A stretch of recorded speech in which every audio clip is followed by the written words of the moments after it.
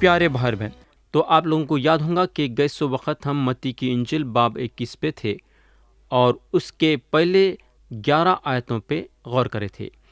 مسیح گدھے پہ یروشلم میں داخل ہوتے ہیں، یہ پہلا حصہ تھا۔ اب دوسرا حصہ ہم جو دیکھیں گے وہ ہے مسیح ہیکل کو صاف پاک کرتے ہیں۔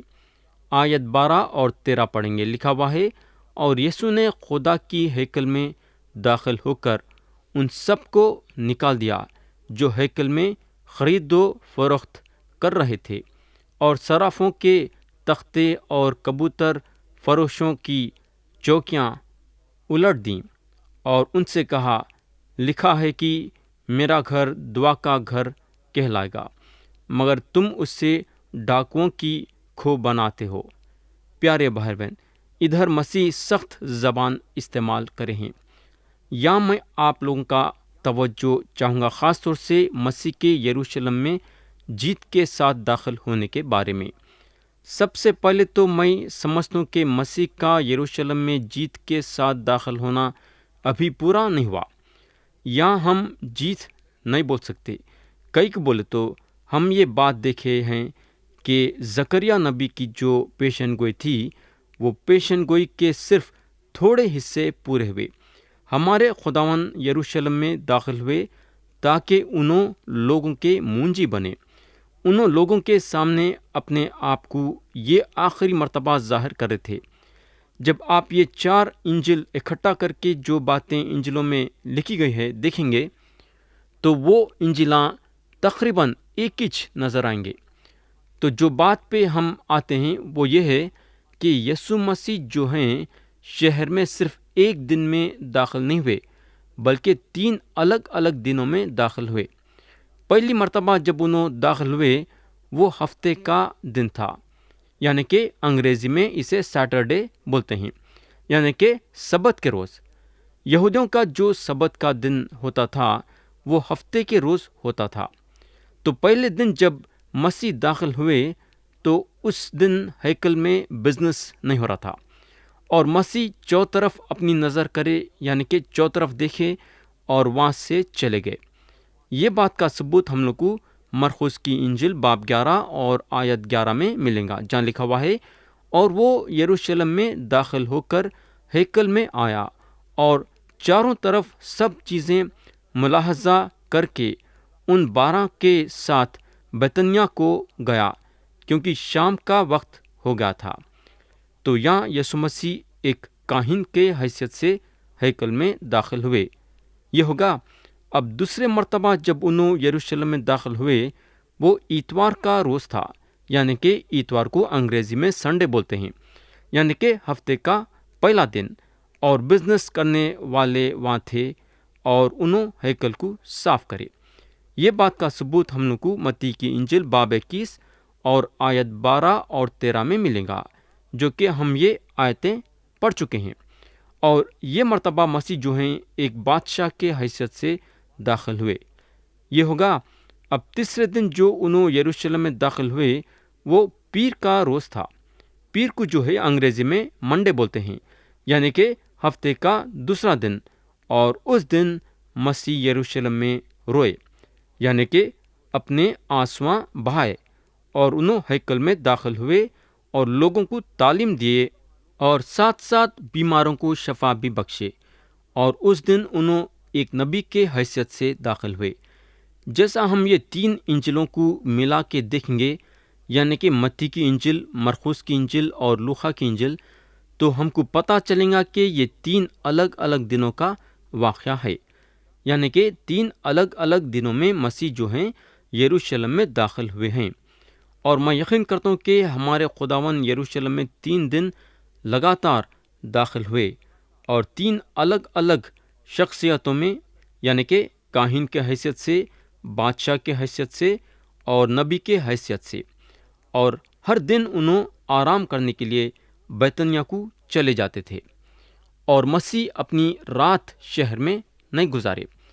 تو میرے دوست، یہ ضرور یاد رکھنا کہ مسیح کا جیت کے ساتھ یروشلم میں داخل ہونا بولتے ہیں وہ صلیب پہ ختم ہوا، مگر جب دوبارہ آئیں گے تو انہوں جیت کے ساتھ داخل ہوں گے۔ اگر ہم عبرانیوں کے خط میں دیکھیں گے تو لکھنے والے بڑے خوبصورتی کے ساتھ یہ بات کو ظاہر کرے ہیں۔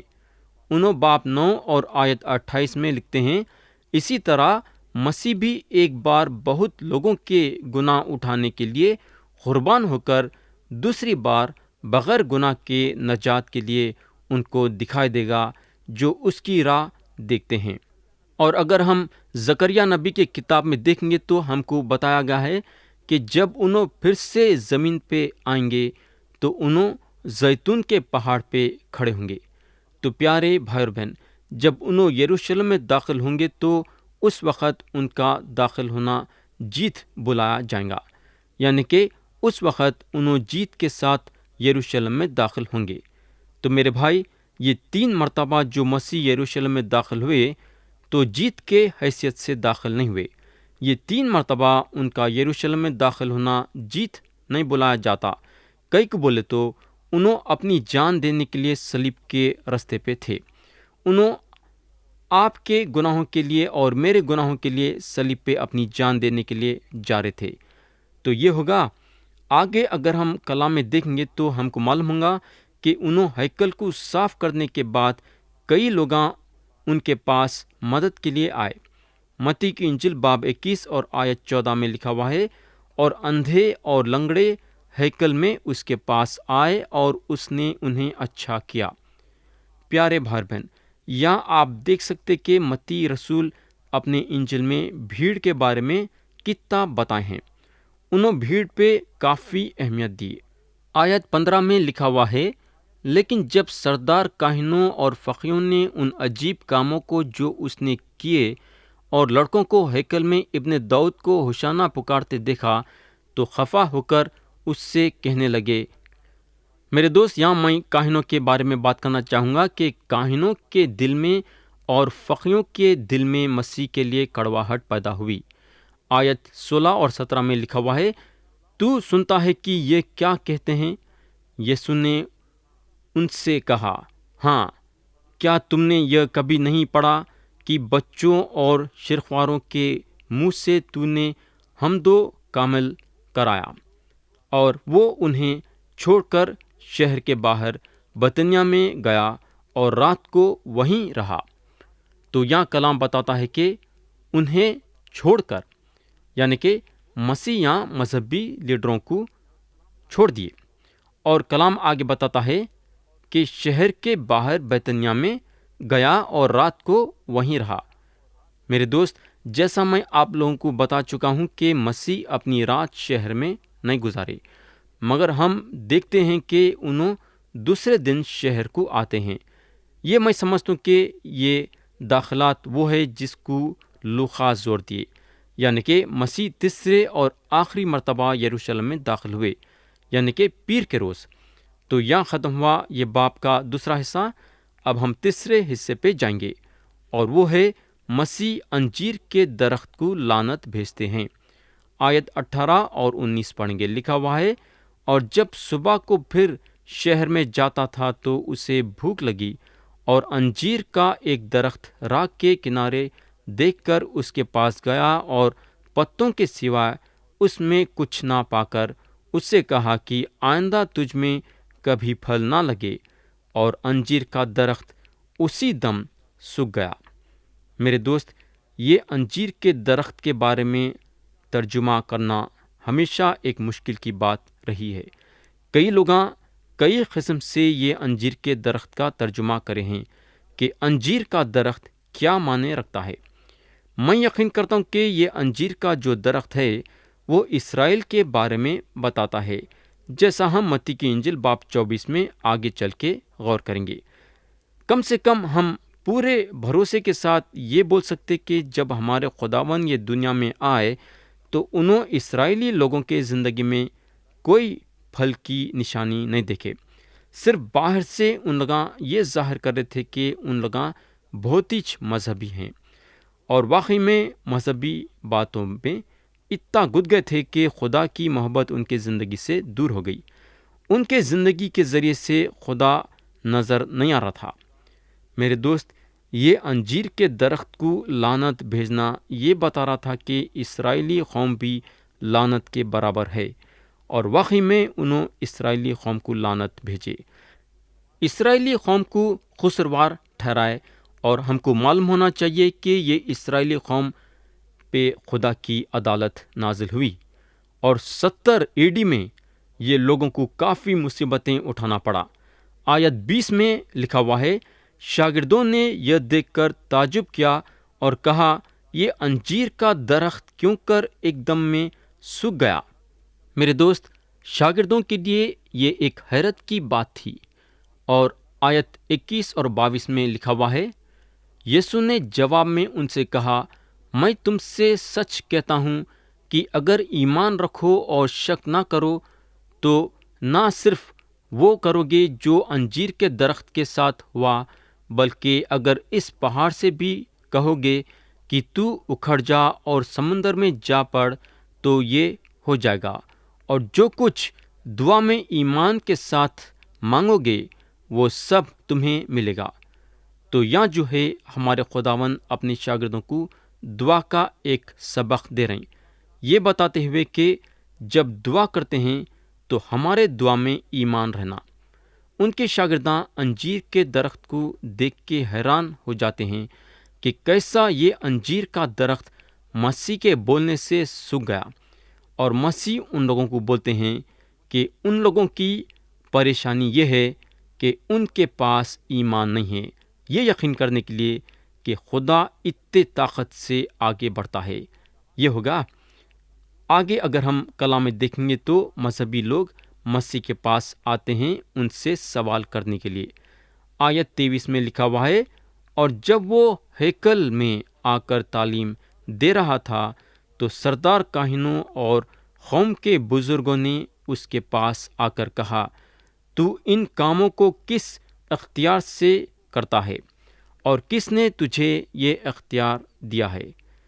اگر یہاں ہم دیکھیں گے تو مذہبی لیڈراں اپنے چال چلن میں بالکل گئے گزرے ہو جا رہے ہیں، مسیح کے لیے اپنے دل میں چڑچڑاہٹ پیدا کر رہے ہیں۔ ان لوگ یہ سوال نہیں کر رہے کہ یسوع مسیح کیا کر رہے ہیں۔ میں یقین کرتا ہوں کہ آپ یہ بات پہ غور کر رہے ہوں گے، بلکہ آپ غور کر سکتے، ان کے پاس کوئی ایسی بات نہیں ہے کہ ان لوگ ان کے معجزوں کے بارے میں انکار کر سکتے، ان لوگ صرف ان کے اختیار پہ سوال اٹھا سکتے ہیں۔ آیت 24 میں لکھا ہوا ہے، میں بھی تم سے ایک بات پوچھتا ہوں، اگر وہ مجھے بتاؤ گے تو میں بھی تم کو بتاؤں گا کہ ان کاموں کو کس اختیار سے کرتا ہوں۔ اب آگے مسیح ان سے سوال کرتے ہیں۔ ان کا سوال ہے، یوحنا کا بپتسمہ کہاں سے تھا، آسمان کی طرف سے یا انسان کی طرف سے؟ وہ آپس میں صلاح کرنے لگے کہ اگر ہم کہیں آسمان کی طرف سے تو وہ ہم سے کہے گا، پھر تم نے کیوں اس کا یقین نہ کیا؟ اور اگر کہیں انسان کی طرف سے تو ہم عوام سے ڈرتے ہیں، کیونکہ سب یوحنا کو نبی جانتے ہیں۔ تو پیارے بھائی بہن، یہاں اگر ہم دیکھیں گے تو یہ مذہبی لوگاں مسیح سے سوال یہ ارادے سے کرے کہ ان کو پھنسائیں، مگر مسیح الٹا ان لوگوں سے سوال کرتے ہیں، ان کو ان کے سوال میں پھنسانے کے لیے۔ میرے دوست، خدا کے ساتھ سوال جواب کرنا ایک بے وقوفی کی بات ہے۔ یہ مذہبی لوگاں یہ نہیں دیکھ رہے تھے کہ ان لوگاں کس سے سوال کر رہے ہیں۔ مسیح ان لوگوں سے سوال کرے، یوحنا کا بپتسمہ کہاں سے تھا، آسمان کی طرف سے یا انسان کی طرف سے؟ میرے دوست، ان لوگوں کو یہ سوال کا جواب دینا مشکل تھا۔ کئی کو بولے تو ان لوگاں یوحنا بپتسمہ دینے والے کو جانتے ہوئے بھی ان کا انکار کرنا چاہتے تھے۔ یوحنا کا انکار کرنا کیا مسیح کا انکار کرے ویسا تھا؟ کئی کو بولے تو یوحنا مسیح کے بارے میں بتا رہے تھے۔ مسیح جانتے تھے کہ یہ لوگاں یوحنا کا انکار کریں گے۔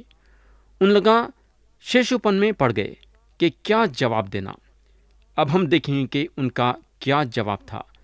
آیت 27 میں لکھا ہوا ہے، پس انہوں نے جواب میں یسوع سے کہا کہ ہم نہیں جانتے۔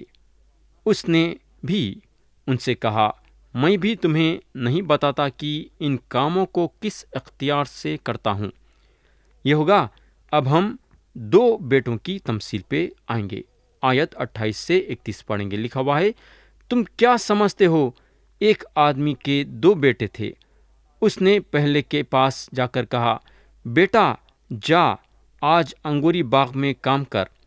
اس نے جواب میں کہا، میں نہیں جاؤں گا، مگر پیچھے پچھتا کر گیا۔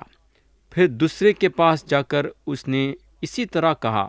اس نے جواب دیا، اچھا جناب، مگر گیا نہیں۔ ان دونوں میں سے کون اپنے باپ کی مرضی بجا لایا؟ وہ بولے، پہلا۔ یسوع نے ان سے کہا، میں تم سے سچ کہتا ہوں کہ محصول لینے والے اور کسبیاں تم سے پہلے خدا کی بادشاہت میں داخل ہوتے ہیں۔ یہ تو تمثیل تھی، مذہبی لوگوں کو نیچے گرانے والی بات۔ مسیح ان لوگوں کو دوسرے بیٹوں کے ساتھ جوڑتے ہیں کہ دوسرا بیٹا کیسا جاننے کے لیے تیار تھا مگر نہیں گیا۔ تو یا مسیح گنہگاروں کو اور محصول لینے والوں کو یہ مذہبی لوگوں سے اوپر ثابت کرتے ہیں۔ گنہگاراں اور محصول لینے والے لاکھ درجے مذہبی لوگوں سے بہتر ہیں۔ یہ تمثیل آج کے لوگوں کے لیے بھی ہے۔ کئی لوگاں کلیسیا میں شامل ہو گئے ہیں اور بہت ہی مذہبی ہیں اور سوچتے ہیں کہ ان لوگاں مسیحی ہیں، مگر اصلیت میں دیکھا گیا تو ان لوگاں نہیں ہیں۔ ان لوگاں اپنے کلیسیا کے قانون اور قاعدوں کو سنبھالتے ہیں، مگر ان لوگاں صحیح ایمان رکھنے والے نہیں ہیں جب تک کہ ان کے زندگی میں بدلاؤ نہیں ہے۔ زندگی میں بدلاؤ ہونا ضروری ہے۔ اگر ہم کورنتھیوں کے نام پولس رسول کا خط باب 5 اور آیت 17 دیکھیں گے تو لکھا ہوا ہے، اس لیے اگر کوئی مسیح میں ہے تو وہ نیا مخلوق ہے، پرانی چیزیں جاتی رہیں، دیکھو وہ نئی ہو گئیں۔ میرے بھائی، گنہگاراں اور محصول لینے والے اپنے آپ کو پہچانیں گے کہ وہ بہت بڑے گنہگار ہیں اور نجات کے لیے مسیح کے پاس آئیں گے۔ ان لوگاں ضرور دیر سے آئے۔ پہلے مرتبہ تو ان لوگاں خدا کا انکار کرے، مگر بعد میں توبہ کرے اور خدا کے پاس آئے اور یسوع مسیح ان کو قبول کرے۔ آیت 32 میں لکھا ہوا ہے، کیونکہ یوحنا راز بازی کی تاریخ پر تمہارے پاس آیا اور تم نے اس کا یقین نہ کیا، مگر محصول لینے والوں اور کسبیوں نے اس کا یقین کیا، اور تم یہ دیکھ کر پیچھے بھی نہ پچھتائے کہ اس کا یقین کر لیتے۔ یہ مذہبی لیڈروں کے پاس مذہب تھا جو اوپری قسم کا تھا، اور وہ مذہبی باتوں کو سجانے میں مصروف تھے۔ اندر سے یہ مذہب کھوکھلا تھا، مگر جب ایک آدمی یسوع مسیح کو اپنے دل میں ایک منجی کی حیثیت سے قبول کرتا ہے تو اس کا دل اندر سے سجائے نہیں جاتا ہے، بلکہ اندر سے سجائے جانے کے ساتھ ساتھ نیا بھی بنایا جاتا ہے۔ اب ہم آیت 33 سے 38 تک پڑھیں گے اور یہاں مسیح ایک تمثیل سناتے ہیں۔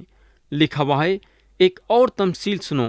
ایک گھر کا مالک تھا جس نے انگوری باغ لگایا اور اس کے چاروں طرف احاطہ گھیرا اور اس میں حوض کھودا اور برج بنایا، اور اسے باغبانوں کو ٹھیکے پر دے کر پردیس چلا گیا۔ اور جب پھل کا موسم قریب آیا تو اس نے اپنے نوکروں کو باغبانوں کے پاس اپنا پھل لینے کو بھیجا، اور باغبانوں نے اس کے نوکروں کو پکڑ کر کسی کو پیٹا اور کسی کو قتل کیا اور کسی کو سنسار کیا۔ پھر اس نے اور نوکروں کو بھیجا جو پہلوں سے زیادہ تھے، اور انہوں نے ان کے ساتھ بھی اسی طرح کیا۔ آخر اس نے اپنے بیٹے کو ان کے پاس یہ کہہ کر بھیجا کہ وہ میرے بیٹے کا تو لحاظ کریں گے۔ جب باغبانوں نے بیٹے کو دیکھا تو آپس میں کہا کہ یہی وارث ہے، آؤ اسے قتل کر کے اس کی میراث پر قبضہ کر لیں۔ پیارے بھائی بہن، اب تک جو تمثیلاں ہمارے خداوند بولے ہیں، کئی تمثیلاں انہوں بولے، مگر یہ تمثیل جو ہے بہت ہی زیادہ مذہبی لیڈروں کے طرف اشارہ کری ہے۔ مذہبی لیڈروں کو یا حد سے زیادہ خبردار کرتے ہیں۔ مسیح یہ تمثیل میں بولتے ہیں کہ آخر اس نے اپنے بیٹے کو ان کے پاس یہ کہہ کر بھیجا کہ وہ میرے بیٹے کا تو لحاظ کریں گے۔ تو پیارے بھائی اور بہن، یہاں مسیح صاف طریقے سے ان لوگوں کے دل کے بارے میں بتا رہے ہیں کہ مذہبی لیڈروں کے دل میں کیا بات پیدا ہو رہی ہے۔ پیارے بھائی اور بہن، خدا کا ہیکل ہمارا دل ہے اور انہیں ہمارے دل میں ناپاکی کو نہیں دیکھ سکتا۔